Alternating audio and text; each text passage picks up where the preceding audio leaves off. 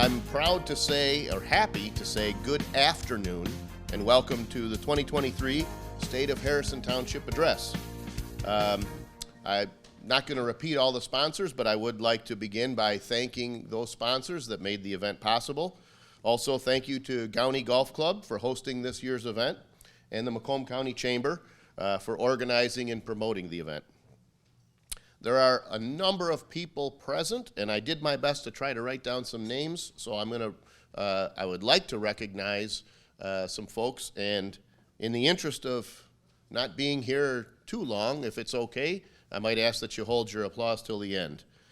From John James' office, we have Phil Rode, Linda Burns-Torp, and Lisa Brown. We have our state senator, Kevin Hertel, and his assistant, Paul McAdams. Alicia St. Germain is our state representative. She's here along with her staff member, Mary Kay Sogi.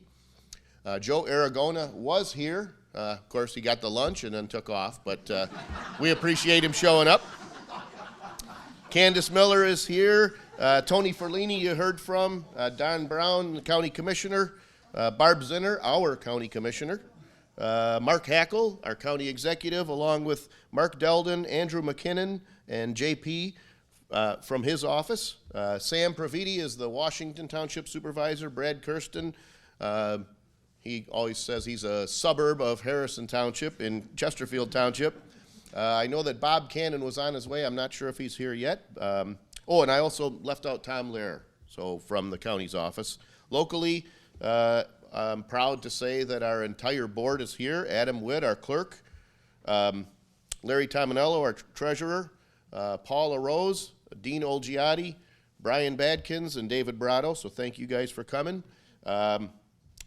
Probably what two people could be the theme of this year's speech. From our Beautification Commission, we have Jim and Sue Keene.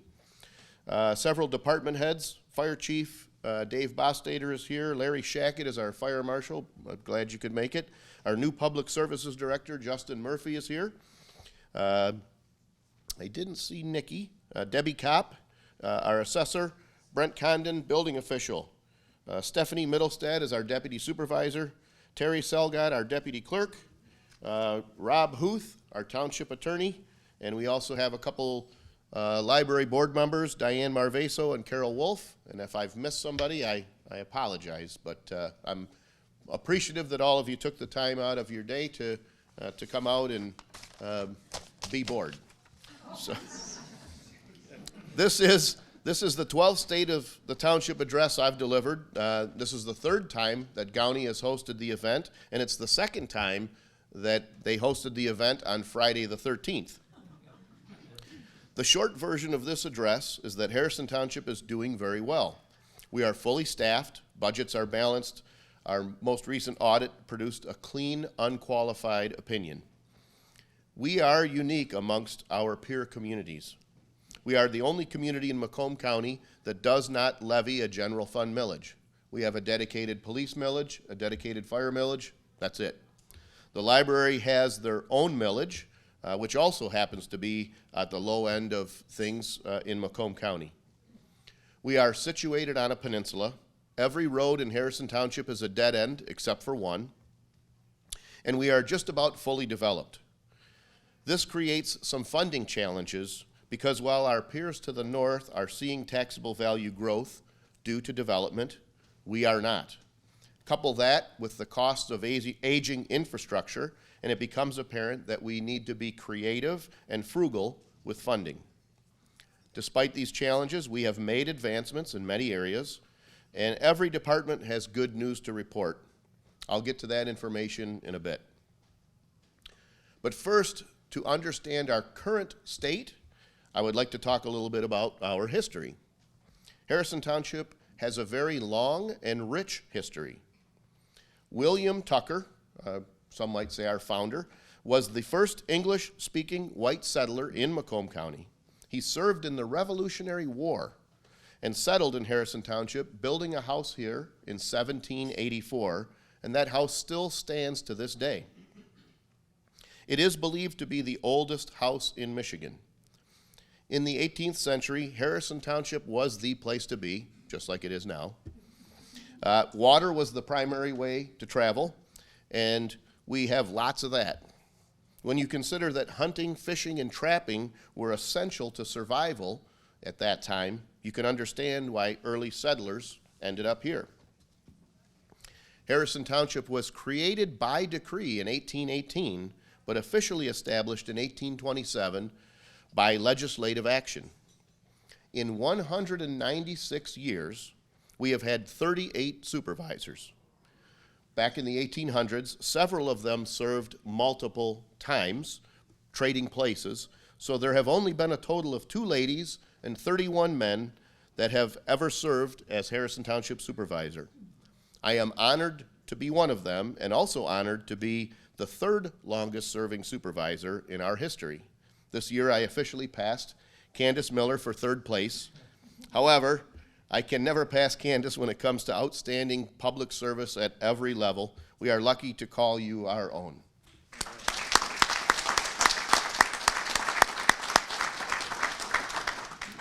And we're lucky that you have my cell phone as well, because I regularly get contacted for so many good things. Gowanie, where we are right here, is also a part of our history. This club was founded in 1910. Some of you may be familiar with the Harrison Township logo. Our logo celebrated its 35th anniversary this year. The logo contains 3 living things specifically. Does anyone know? Can anyone name the 3 living things? Muskrat. No. Good guess, though. You got it right there. Mallard duck, tiger lily, and honey locust tree. So, in case you ever wanted to know that, now you do. Our logo does not contain a lizard, but I have to ask if anyone is familiar with Xenosaurus rackhami. Anyone? It is a species of lizard discovered, and I did that in practice too. It is a species of lizard discovered in 1941. What does Xenosaurus rackhami have to do with Harrison Township? Well, I'm going to tell you. Back in 1866, our township clerk was Simon Rackham. His son Horace was 8 years old at the time, just like Adam's son Ezra is today.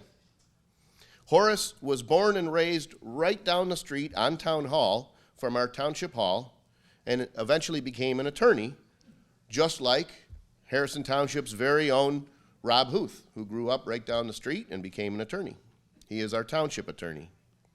Horace was hired to draw up papers incorporating a startup company in 1903.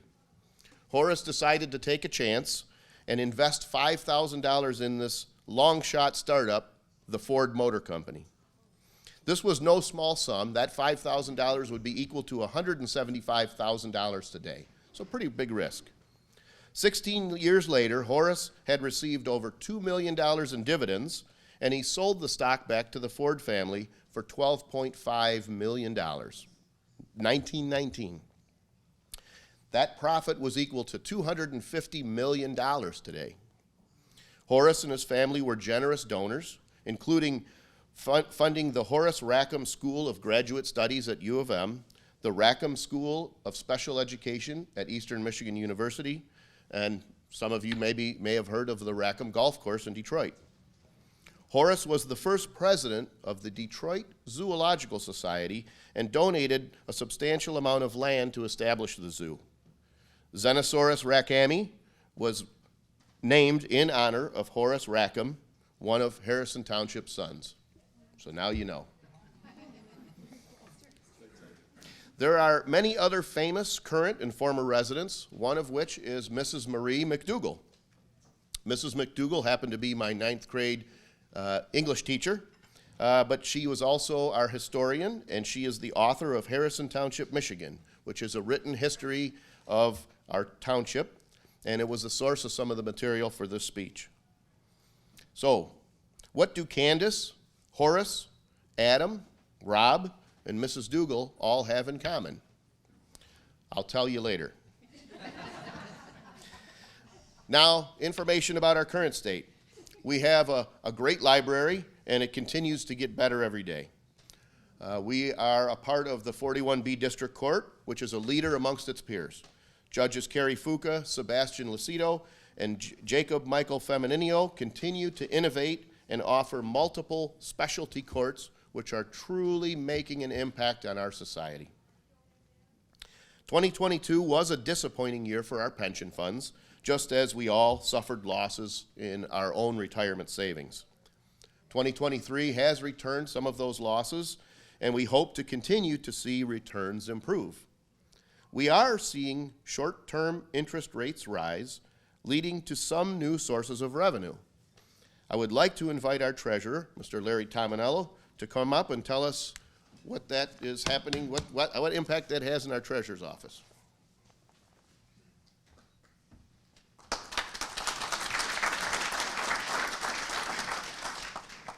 Thank you, everyone.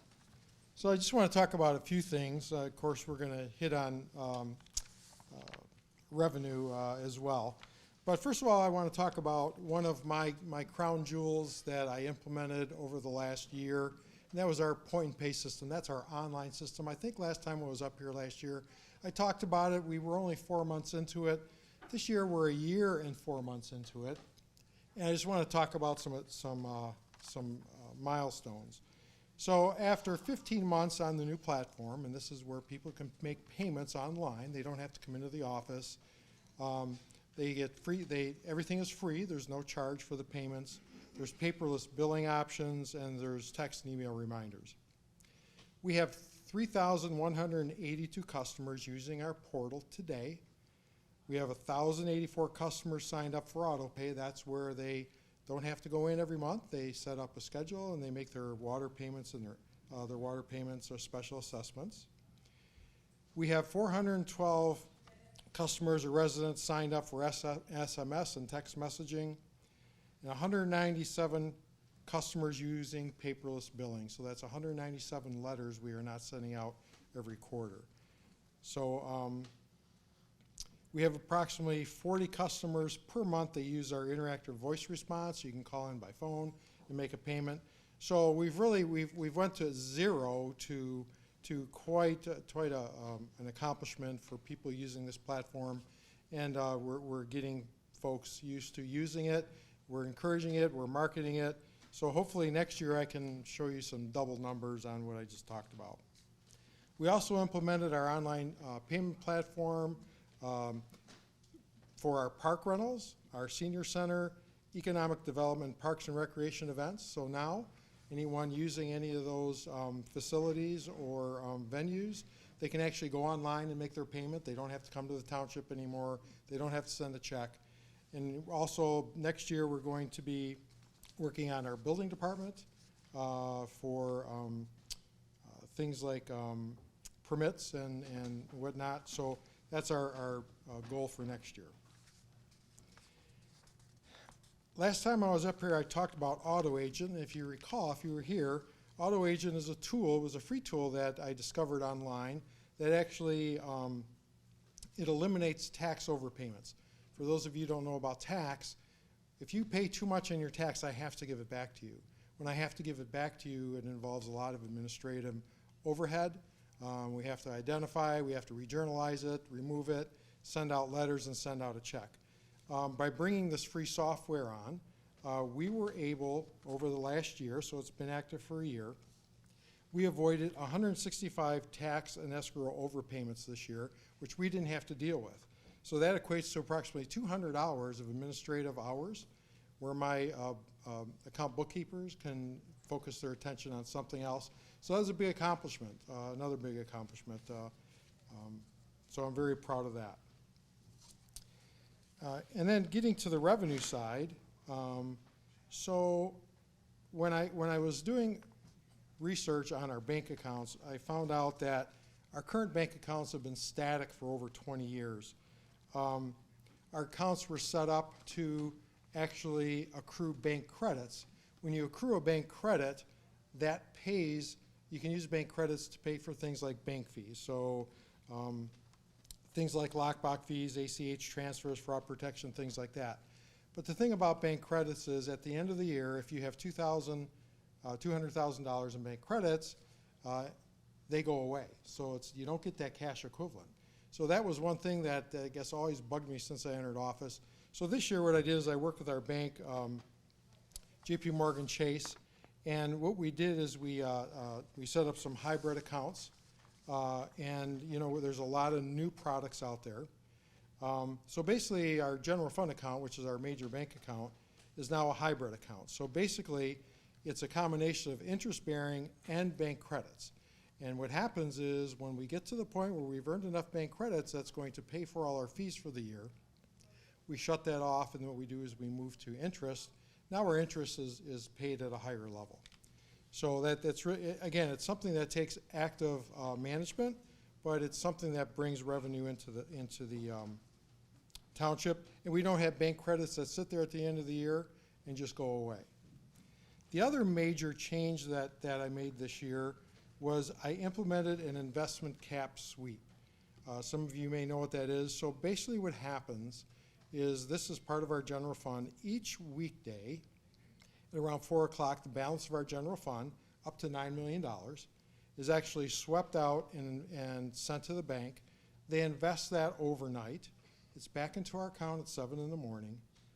And on the weekends, what happens on Friday at 4 o'clock, it gets swept out for the whole weekend.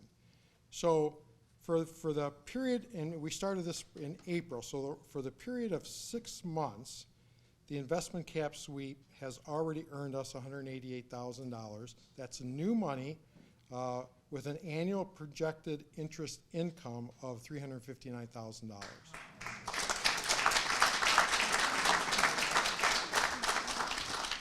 So that's new revenue we've never experienced before. And again, it takes active management. It's something we have to look at every day. We have to manage it and monitor it, but it's worth the investment. So if we take that 359 and we've been, as everyone knows, interest rates are up, so we've been actively investing in treasuries and commercial paper as well. And right now, we've earned a total of $144,000 in our treasury and commercial paper year to date, with a target investment of $190,000 for the end of the year. So although these accounts require daily active management, the township is now realizing an annual estimated new income threshold to the tune of $549,000.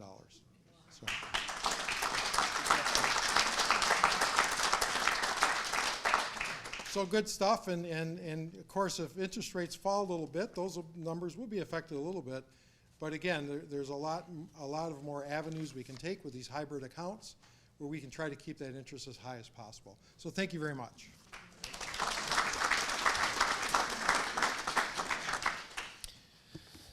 I cannot overstate the impact that Larry has had since he's become our treasurer. Larry and Angie have made so many improvements and modernized the department. Why take on the extra work to offer these options and boost this income? I'm going to get to that. Our assessor reports that residential property assessed values are up 8% this year. Commercial properties are up 7.2%, and industrial properties are up 0.9%. Our fire department continues to be a leader in our region.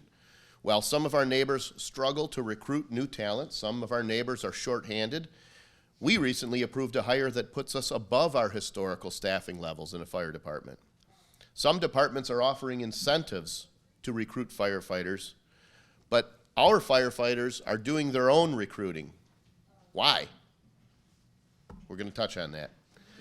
We recently took delivery of 2 Lifeline squads, or ambulances, in January of this year. To date, we had 45 fire runs, 1,594 EMS runs. There's probably a few more since the chief gave me that data. Our fire marshal position was staffed in 2020. Larry Shackett is here. Since then, we have conducted fire inspections at 99% of our commercial locations, and we have conducted over 1,300 fire prevention activities in the last 2 years. The best fire effort is prevention, and we're doing a great job there. Our water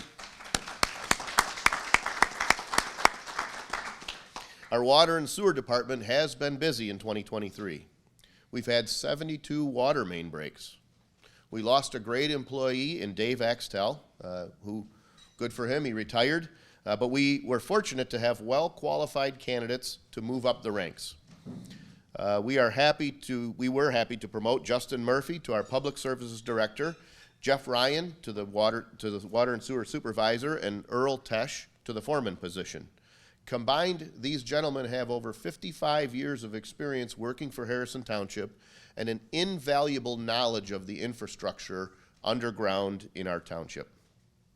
We are in the first stages of an upgrade to our meter reading system. Our current system is at the end of its life cycle. We are installing new registers, which are devices mounted to the top of those water meters that we all have in our home. These registers convert the mechanical reading to a digital signal and broadcast it to the township. This new meter reading system comes with tamper sensing technology, as well as an app that you can download to your phone that can give you real-time information, alert you if you have high consumption, and even a vacation mode where you can set it so that if you're gone from your home, you get an alert if there's any consumption whatsoever in your home. Our building department is seeing the busiest year they've had in over a decade. We have issued 24 permits for new homes so far this year. Sam is probably laughing in the background over 24, but that's the most we've had in over 10 years. Total permits were consistent with prior years, and our ordinance officers have had 675 enforcements so far this year, several which led to either a demolition of a structure or reconstruction of a blighted property. L'Anse Creuse Public Schools continue to be a leader in education in Macomb County. Good schools are the foundation of a good community and one of the primary features people consider when buying a home. I am a proud L'Anse Creuse graduate, and the success of my 6 children is in part due to the quality education that they received from L'Anse Creuse Public Schools. We are excited to report that Macomb County and the Army Corps of Engineers have partnered to conduct a 2-year, $400,000 study of Microcera woolli, the algae formerly known as Lingbaya. This potentially toxic algae has transformed large sections of our lake shoreline, and it continues to grow and expand.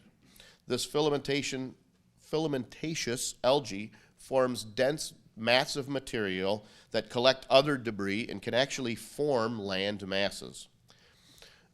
This is a problem that's been expanding. It's in need of attention. This past May, dozens of scientists and engineers met to begin the study. I was impressed by the fact that every agency and every educational institution in our region was represented at that meeting. They have already produced an 11-page summary of their initial findings, with more to come. This is a regional problem and one that Harrison Township just doesn't have the resources to address. I have to just take a side note and say we're appreciative of the Board of Commissioners to agreeing to be a part of the funding, and I don't think this would have happened, again, without Candace. You know, she has that presence, that name to talk to people in D.C. because she was there and say she knows who to call. And so if we don't have folks like that, you know, I can't fix it in Harrison Township. Another regional asset is Selfridge Air Base. The 6-square-mile military base is located completely inside the Harrison Township border. It is a source of pride in our community. Recent efforts to recruit a new fighter mission at Selfridge have been unsuccessful. The most significant impairment to that effort has proven to be encroachment, or basically properties, homes, too close to the runway. 67 homes are located in the clear zone at the south end of the runway. I am happy to report that the governor and the state of Michigan have appropriated $11 million to begin the process of shifting the runway to the north 1,000 feet. This will shift the clear zone at the south end of the runway and solve the encroachment problem. Hall Road will be affected. Hall Road will curve northward and again back down southward to go around this extension of the runway. This is another example of the need for federal and state help in order to deal with a problem that has a huge impact on Harrison Township. The loss of a fighter mission puts the entire mission at Selfridge Air Base at risk.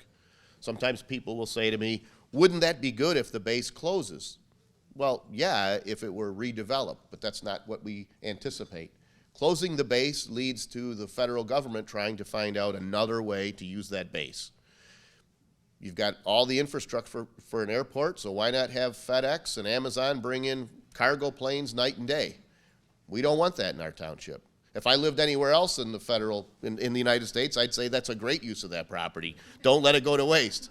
But not in Harrison Township. If you would have asked me when I first became supervisor in 2011 what would consume most of my time, I would never have guessed complaints and neighbor disputes. But that's it. In 1850, Abraham Lincoln was quoted as saying, and this is Rob's mantra, Rob Huth. So this is for you, Rob. Discourage litigation. Persuade your neighbors to compromise whenever you can. Point out to them how the nominal winner is often a real loser in fees, expenses, and a waste of time. I better appreciate the president's wisdom after serving as supervisor. Regardless of how many ordinances we adopt and how many employees we dedicate to ordinance enforcement, none of it compares to the most important thing needed to reduce complaints. What is it that we need to reduce ordinance violations? I'm going to get to that in a minute. But before I do, I would like to invite our clerk, Adam Witt, to come up and share some news from the clerk's office.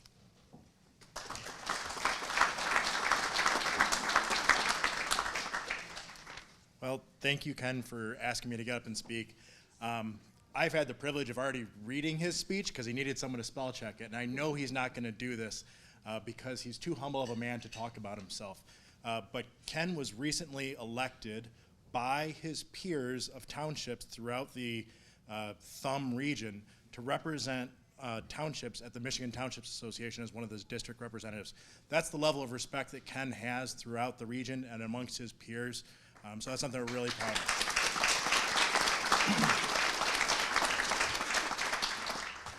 So clerks get a lot of attention around election time and the elections we run, but what do we actually do when we don't have an election, as Harrison Township didn't this year? Well, the secret is we prepare for the next election. But to be honest, this year it's a little complicated because we don't know when the next election is going to be. We're waiting on our state legislature to adjourn so we can have a date looking in this general direction. But we're getting ready regardless. We have the presidential primary coming up, and we're looking forward to implementing a lot of different changes. We have a great team in the clerk's office, including my deputy, Terry Salgett. We've been working about how Harrison Township is going to handle early voting and implementing the other procedures and processes that the state legislature and voters have approved over the last couple years. This will be a major lift, but I'm proud to say I've been involved in several statewide Prop 2 implementation panels and working through that, as well as working with Clerk Forlini and some local efforts in Macomb County to make sure that we can deliver the best elections for people and what they have come to expect out of us. Another big accomplishment has been the focus on records management, and again, this is the boring stuff the clerks get to do sometimes, but we have digitized tens of thousands of documents at the township over the last year. We've been able to destroy that paper and then free up floor space for other stuff. We've been able to remove duplicates. Remember back in the day when everyone got a carbon copy of that letter and that memo that went around and everyone handed it out? We saved all those. So we've been destroying all that kind of stuff and clearing up floor space to be able to better utilize our space. The nice thing about digitization is it provides security in the event of an emergency at the township. But also if all of a sudden you had to work remotely, you would have access to the same documents at home that you do in the office. So that's another big benefit for us. We've also carefully worked with the different departments to have them as well review their records. I know we did every single building plan that we have for this lifetime of retention. It's gone. We don't have to worry about it anymore, so it's a lot of space. The clerk is also in charge of accounting, but fortunately for Harrison Township, we have an amazing team led by our finance director, Nikki Gibbous, who actually do the day-to-day. Over the last year, they've taken on a number of big projects. The state has worked through transitioning to a new chart of accounts. We also moved to a new audit firm. which was a big undertaking because you grow accustomed to your existing audit company, so you know what they ask for. Well, we went through it with a new company because a new set of eyes makes sense to have a look at it. We handled that extremely well, and as Ken mentioned, we had a clean audit, and that's always good to hear. We also underwent a comprehensive HR audit to review all those policies because lawsuits that come out of human resources can be potentially very expensive if you're making a dumb mistake. We wanted to make sure we're going through and checking those and have all the right forms and everything else. So that was another big thing. Accounting is not exciting to most people. We often make fun of our accounting department for their love of Excel, but it is the foundation and the building block of local government. It provides numbers that guide every decision we make at the township, so it is that building block for our community, and it allows people to trust when we ask them for a millage or put a proposal before them. But all this is possible thanks to the great team that the township has. We really work together and pull in one direction. So, thank you.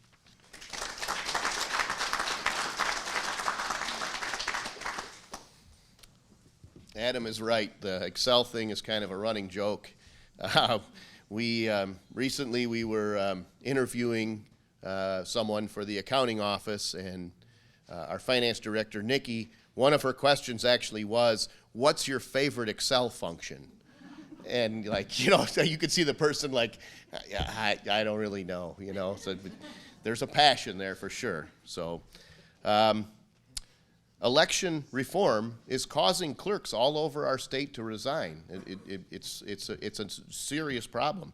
Many clerks in rural parts of the state cannot satisfy the new requirements without jeopardizing their day jobs. Some of my peers are concerned about elections. I'm proud to say I have no concerns. Adam is the immediate past president of the Michigan Association of Municipal Clerks and is recognized statewide as an expert. So I wanted to see who his peers were at MAMC. Who else steps up and says, hey, I'll lead this and I'll help advance this effort statewide. Clerks from the cities of Ann Arbor, Sterling Heights, Troy, Rochester Hills, much, much bigger municipalities than us. I mean, not even comparing. The numbers I'm going to quote to you are what they do in a month. And so it really is a blessing, and we are very fortunate to have Adam as our clerk, have Adam, Terry, and Linda taking care of our elections. And again, I didn't put this in there, but you say to yourself, well, you don't get paid to be the president of the Clerks Association, and typically these things require you to serve first as the secretary and then the treasurer, and you go through this rank and process. Why do that? It's just extra effort, it's extra work. What's the reason? And we're going to talk about that. Two of my heroes are Abraham Lincoln and Winston Churchill. One of my favorite quotes from Winston Churchill is, "Never stand up when you can sit down, and never sit down when you can lie down." That might help to explain why, for the first time, this is a lunch event and not a breakfast event. Winston Churchill also said, "When the eagles are silent, the parrots begin to jabber." It is hard to believe that he had the foresight to predict Facebook and social media 80 years before it was founded. One of the common gripes on social media, and for some of you electeds, maybe you specifically don't look, but it's hard not to look, and it's hard not to be affected by some of the things you read about yourself sometimes. One of the common gripes on social media is how the township's current leadership doesn't care. They just allow the rapid development of open space, and it sure isn't like it used to be. Just more housing all the time. Mow down the trees, nobody cares. Kelly and I were in 6th grade together in 1980, and the population here in Harrison Township was 23,464 residents. We have our results from our 2020 census, and according to that 2020 census, we're up to 24,314 residents. So that's a whopping 850 additional residents in 40 years, or an average of about little less than 0.1% growth in Harrison Township each year. Bottom line, I'll repeat a quote from Abraham Lincoln that I gave at my 2020 address about a quote of his I found on the internet. Abraham Lincoln said, "Don't believe everything you read on Facebook." I am not a big fan of political jokes. It's been my experience that all too often they end up representing us in Washington, D.C. and in Lansing. However, I am a big fan of our Representation here in Harrison Township, both in Lansing and in Washington, D.C. Alicia St. Germain, Alicia St. Germain is doing great work representing us in Lansing. I am proud of our former Deputy Supervisor, Joe Aragona, who's doing a great job representing the folks of Northern Clinton Township and Macomb Township. And our State Senator, Kevin Hertel, is doing an excellent job. He's been great to work with. Senator Gary Peters has been instrumental in making sure that Selfridge is being taken care of. And our U.S. Congressman, John James, is an awesome representative. I truly enjoy his company. He's a great guy. And I also appreciate the fact that he was successful in including a $1.12 million grant in recent House appropriations for the construction of a 1.5-mile hike-bike path along South River Road running from Bridgeview to L'Anse Creuse. That's just the beginning when it comes to grants. Since the last State of the Township address, we have been awarded several grants. A $5,000 grant for the purchase of thermal imaging cameras for our fire department, $5,740 for a grant for the purchase of a power load system for one of our ambulances, $1,245 to help train and expand our fire inspection department, a $30,000 Culture of Resilience grant to help in the cost of developing a new master plan, $480,966 Protecting Michigan pension grant to help shore up our firefighters' pension plan, $1.1 million a DCIP, which is a Federal Department of Defense grant, for the Prentice Sanitary Sewer Lift Station rebuild, one of our sanitary sewer stations that handles the flow coming from Selfridge, in essence to try to harden the infrastructure that supports our base.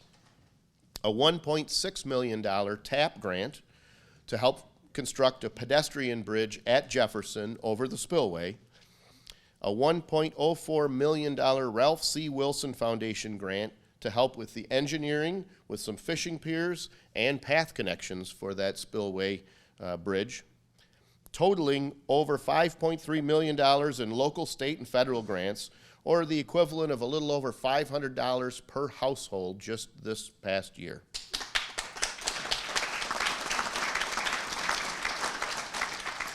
While I have the pleasure of announcing these grants, the fact is none of them wouldn't have happened without the work of several people, including our fire chief, Dave Bostater, the staff at our engineering firm, Wade Trim, that helps us prepare these applications. The staff at Selfridge was very, very helpful in getting that DCIP grant for our sanitary sewer station. Macomb County's Planning and Economic Development Department, especially Amanda Oparka, who is a resident of Harrison Township. I have to ask her sometimes what's going on because she's just running with it. Her and Amanda and that whole department, again, we're very, very fortunate. And, you know, we had letters of support. We had staff members internally that helped. You know, I'm not sure when we would have gotten to that spillway bridge, but I do know that a big part of that, again, was Candace saying, we got to fix that. And when Candace starts to bring something to the forefront, you know, I said this before, she's kind of like the ice cutter. You know, you kind of fall behind her. If she says there's a good idea, you're like, great. All right, go ahead, Candace, I'm right behind you. So thank you. Thank you to everybody for their efforts in getting the grant.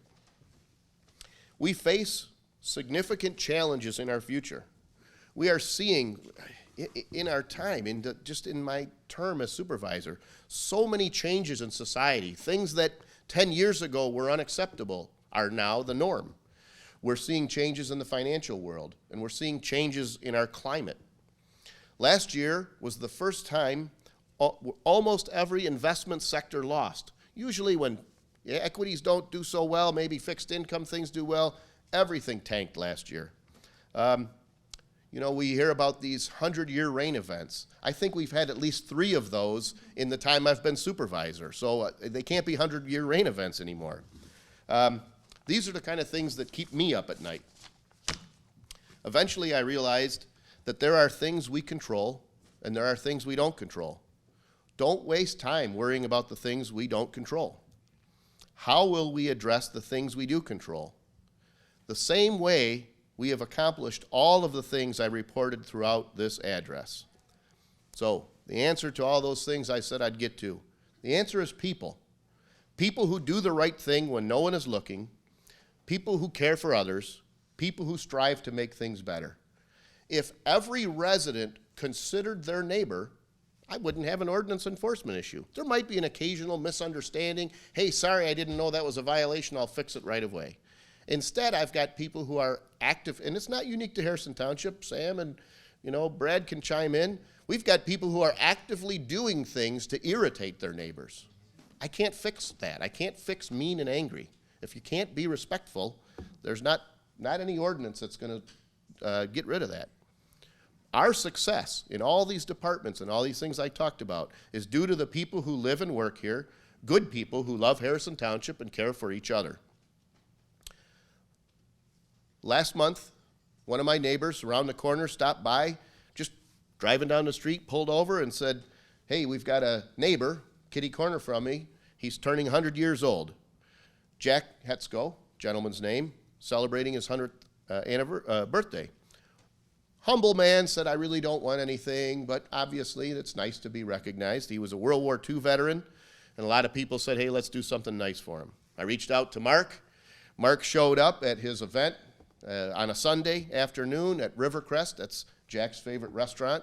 And, you know, people love to see that attention and be recognized. The waitress that cares for Jack every time he goes into the restaurant said, Jack, what would you like? What would you like? What kind of a gift would you like? He said, I'd like you to dress up for me Sunday. So she got all dressed up for him. It's just a nice thing. It wasn't some massive effort, but it was just a kind gesture. These are the things that make a community. People who are kind to each other, people who do small things for others, people who do the right thing when no one else is looking, people who care for others, people who strive to make things better. We recently lost one of these people, someone who did this as well as anyone, Mrs. Linda Karczewski. Grandma Kay, as she was known to many, was an incredibly kind and caring woman, just like your grandma. She was a Girl Scout leader and a mentor to young ladies for decades.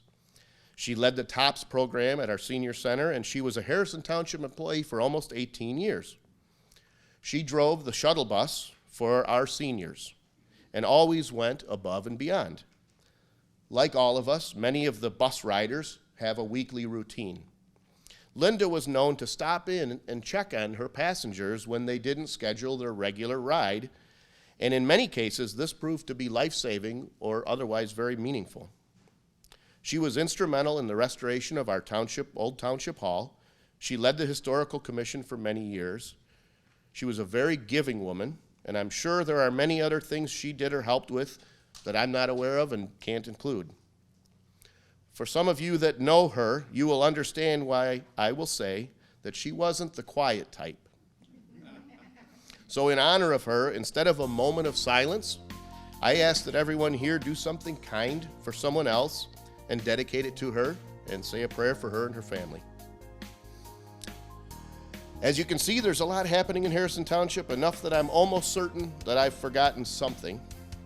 If my omission offends anyone, if I forgot to recognize anyone, I apologize right here and now. That's what happens when you write your speech hours before delivering it.